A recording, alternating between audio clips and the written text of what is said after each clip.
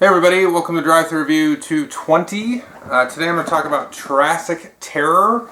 This is a game from Eagle Gryphon and also from KL Games out of Australia. And this is the designer Peter Haas, who also designed Francis Drake, which I really liked.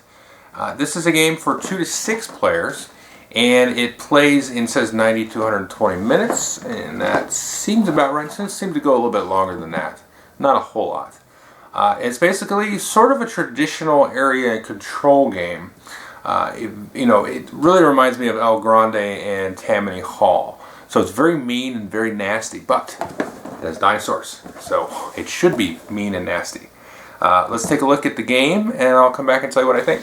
Okay, as you can see here on Dino Island, we have a setup here for a 3-player game. Now, as you can see, the game is divided by this volcano here, and we've got swamp area there, forest, and then kind of a desert area here, and then sort of a mountainous area up there. Now, to start the game, you're going to take a look at this setup sheet here, and basically the number of players is going to tell you where to put your starting dinos over here in the swamp, and these little circles here basically mean 3 dinosaurs, and then these little dinosaur wooden meeple guys here are 1. So each of these guys is going to start with 4 dinos in these different spots here. Now if we zoom in here, you can see the board is divided into, again, the different terrain as well as different areas here. So you can see there's sort of this outline, and in each of the areas there are 3 habitats. And really where you want your dinosaurs to be is in the habitats that score you the most points. So as the game progresses, you're going to be sort of trading control of these areas here. So right now, all these dinos have 4 in each of the spots. But if orange comes in here and let's say adds a dino for some reason, they're now going to have the majority. So blue's going to actually sink down here. Orange is going to move up to first place in that area. Now he's going to be getting 4 points when we score, and blue is getting 2. If you add a dino there and you're not equal to the person ahead of you, you're not going to move. You've got to pass them. You're going to be able to move dinos, between areas here. So maybe what pink could do is he could just move 1 dino up here, and then he'd be all the way up here scoring 8 points. That will not last very long, but that could happen. So the game is going to take place over a number of rounds based on number of players. You're going to have basically 3 eras usually, unless you're playing with 6. And even then, you can play a 6-player long game where you're going to have 3 eras. At the start of each era, the first turn in the Triassic, and Cretaceous period, you're going to have a stack of cards here. And so even on the first play of the game, you're going to have a stack of cards and then 1 face-up. You can draw the face-up card or the one off the top of your deck. So let's say I'm first, I'll draw the desert. We'll reveal the next one for the next player. When they take their turn, then maybe take the top card of the swamp. So you're going to do that usually 3 times in a game. Now how a turn is going to work is you're going to take one of these action tiles here. So we can see we've got hatch there, we've got herd growth here, and then we have my favorite one here, which is T-Rex there. And so what you do is you take one of your dinosaurs, and each player has 2 plastic dinosaurs in their color. So if you were the red player here, you'd get this, was that a Triceratops? And then everybody also gets a T-Rex. So everybody has 1 T-Rex and then 1 kind of different dinosaur. You've got this guy here for the green, and then the green guy's also got his own T-Rex. And then you have the, what is that? Brachiosaur? Something. So that's a pink one. He's also got his own T-Rex. So you take your non-T-Rex dinosaur and you place it and take one of the action tiles. So if I wanted to take the T-Rex action, I'd go and put my guy up here and then take the T-Rex tile. So after everybody has taken a tile, let's just say the orange guy wants to take that one, and then the green one wants to take the Rafter tile here. So any that have a white dinosaur on there, you're going to get that for you, and basically you can turn that into one of your colored dinosaurs to place on the board. So let's say the green guy takes that. Then in turn order, which is now dictated by the order of the dinosaurs, all of this placement is left to right. But now we're going to do the actions that you have in front of you based on the order here. And then any of the cards that didn't get selected are going to get these little white dinosaurs placed on them, kind of like Puerto Rico. So for example, nobody took that one, this would get even more dinosaurs. And then those cards will slide down. The ones that were chosen will be shuffled up and dealt up on the top there. So let's talk about what these different actions will do. Now first I should say the game comes with a couple of these player aid boards to help you remind what these different actions are. as well as the different scorings and how that's going to work for the different number of players. And then each player is going to have 2 special tiles they can use in the game, and it talks about that, and I'll talk about these in a second. So the first action you may do is this new environment tile. Basically, you choose one of the 4 environments, and then you're going to add 3 of your dinosaurs to that environment. Now you can lay them out however you want. You could stack them all in one area or distribute them across all the other areas. Now the cards that you get basically work just like that, except they specify an environment.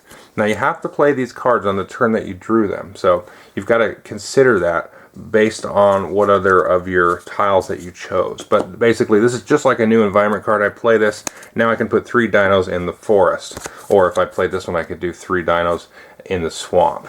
Now anytime that you have an existing herd, and these are called herds down here, anytime that you go to add a dino to that area, it's going to automatically merge with your herd. You're not going to have multiple herds in any of the areas. You could have multiple herds across different areas, but as soon as you add a dino to this area, they're going to merge and it's going to become a bigger herd. Again, so you can hopefully get to the larger victory point spots.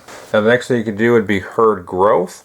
Basically you pick 2 herds, so if you're orange you got here and here. You can add 3 dinos to one herd, and then you can add 2 more to another herd. Now the next thing you can do here is herd migration, and this is an interesting thing. So let's move this little raptor out of the way here, and maybe we'll set up some pink guys here, and then a blue one, excuse me. And let's say I was orange here, and I wanted to do herd migration. So what I'm going to do is I'm going to take some dinos here, and then migrate them to a different area. I could even go across to an adjacent area of a different terrain type. Now you've always got to go adjacent. You don't go diagonal like here or over this way or anything. So the way the migration is going to work is I'm going to choose this herd and I'm basically split it apart. So let's say I'm here. I've got this 4-point victory spot locked up, and I want to get up here to the 6. So let me just take 2 guys up there and I'll move them up there. However, when you do that, you're going to take 1 dino from each of the other herds that are in your area and then convert it to your color. So basically what I'm going to do is I'm going to take the pink and the blue. These will now become orange, and these will move with them. And then the pink will lose 1, and then the blue basically loses his last dino, so he's not even there anymore. So this is going to be a very sort of, very attacking kind of move here, and kill off a lot of your dinosaurs and basically move them along.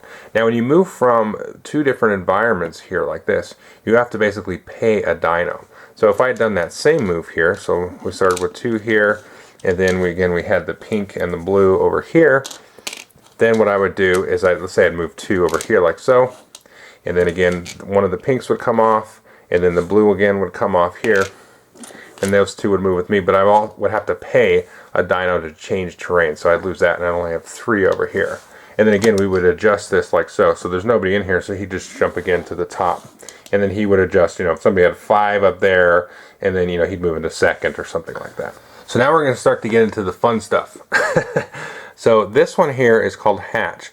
And when you do hatch, you're going to pick one of your existing herds. And again, you can add 3 dinos to that herd. But then, you can see here, you can move the pterodactyl token. And here is the pterodactyl token here. Now when you do that, you can move this guy 1 or 2 spaces. Or you can leave him where he is. Now, if you leave him where he is, he's not going to eat anything. And what you do is you want him to eat stuff.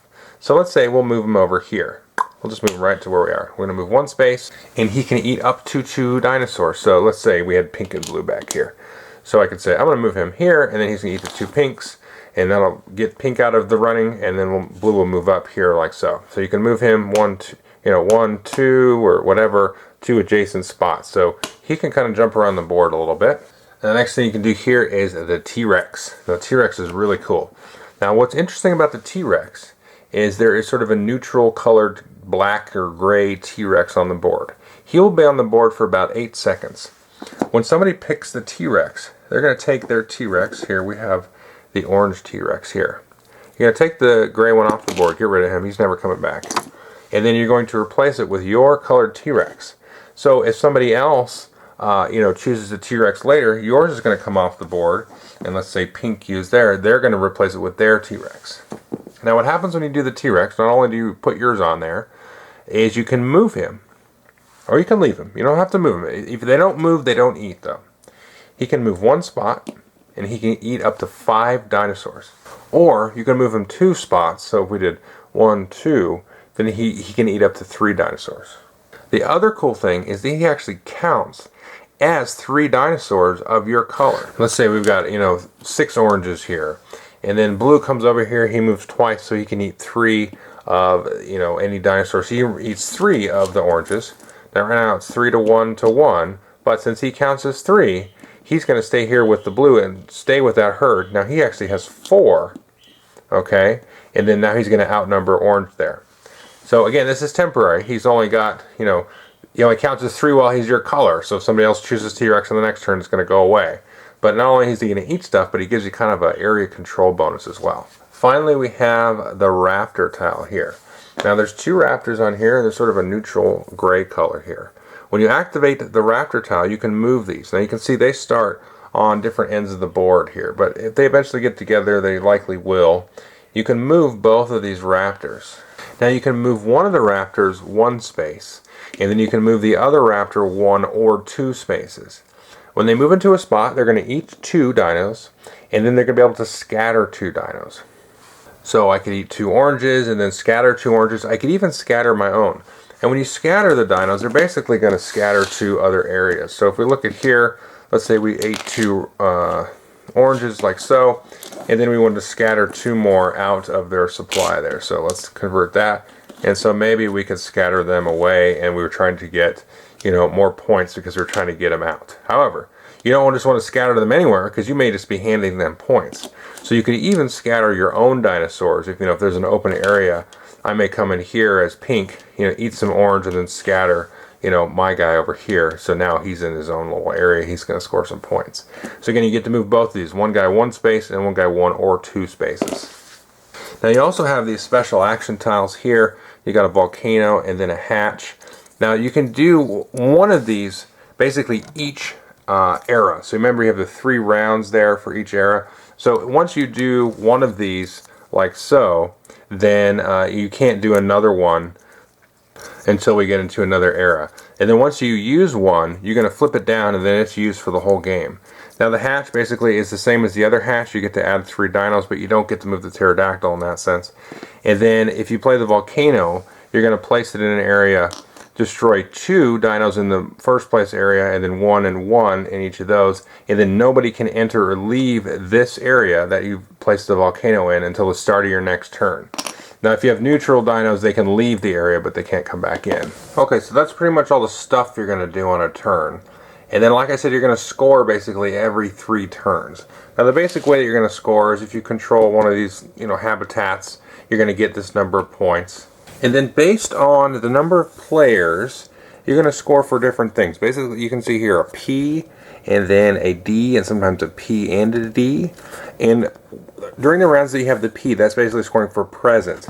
So you're going to get 8 points if you have a dinosaur in each of the 4 terrains or environments. So as long as you got 1 dinosaur in each of them, then you're going to get 8 points, and that goes for everybody. And then when you score for the D, or dominance, you're going to score each terrain. This is usually the very last thing in the game.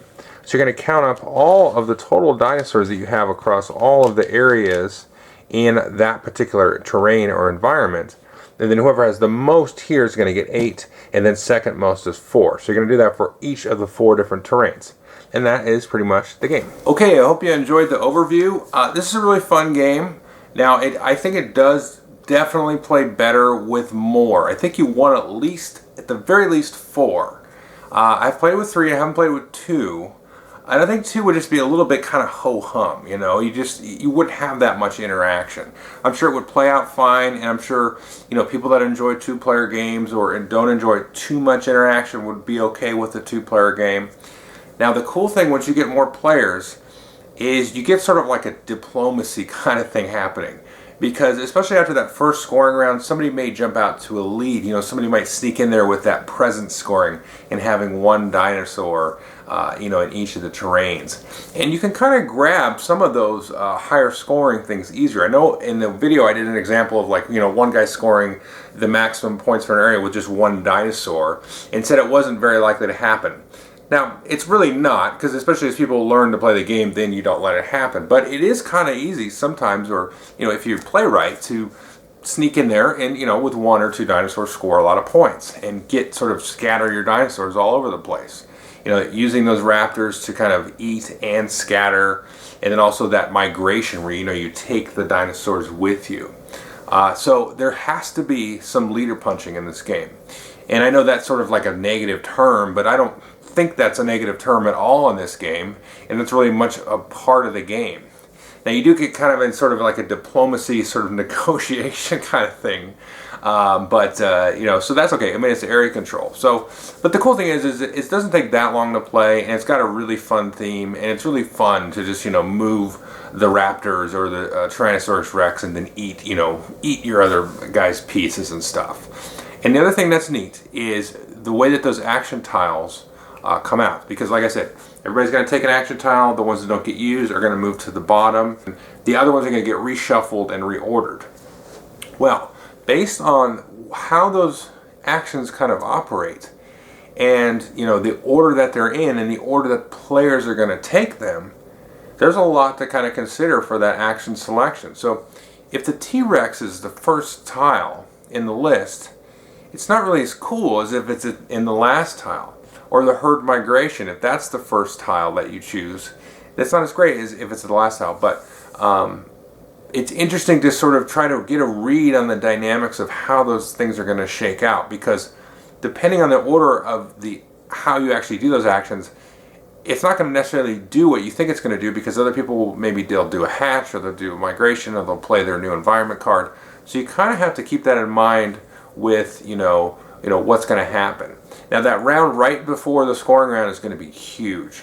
So like I said, that herd migration and anything that sort of scatters your dinosaurs and gets them into extra areas is cool. Now the other cool, interesting aspect of the way the board is set up is if you put too many of your dinosaurs in one spot, you're really kind of ripe for that T-Rex, especially because it can eat 5 dinosaurs.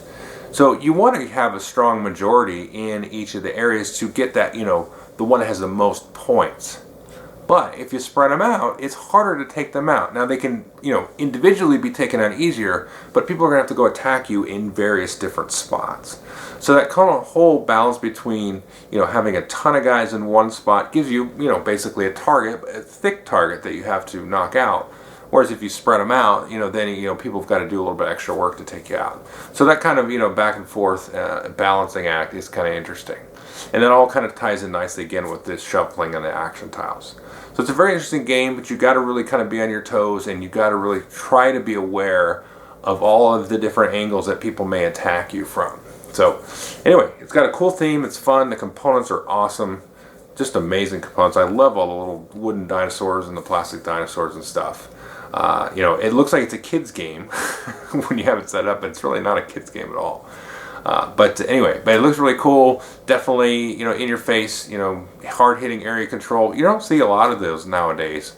But it's cool. It's a good return to form. It definitely is very solid as far as how those mechanisms work. So that is Triassic Terror. Thanks.